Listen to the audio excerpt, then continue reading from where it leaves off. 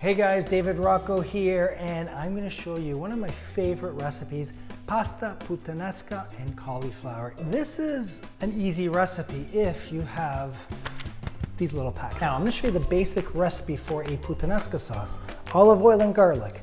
We have some capers, anchovies, olives, plum tomatoes or tomato puree.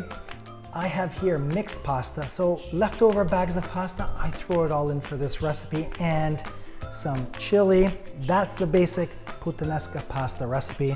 I'm using riced cauliflower for it as well, so it's fantastic. Heat up some olive oil and add some garlic, anchovies, and chili flakes. Capers.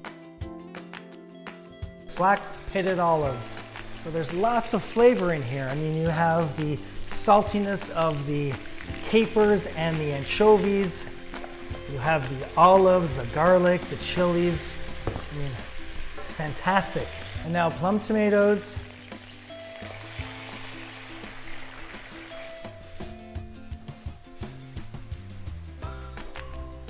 Parsley. Look how gorgeous that looks. Lots of flavor in here. Riced cauliflower. And give it all a good mix.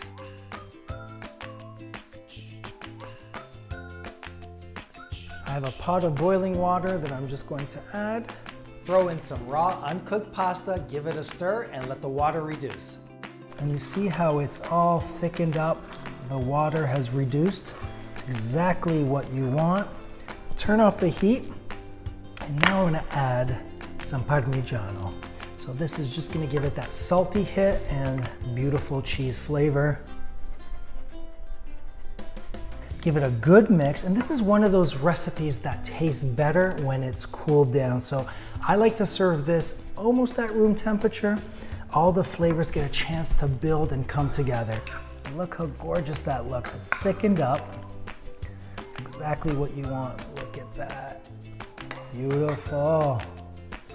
Really hearty, flavorful.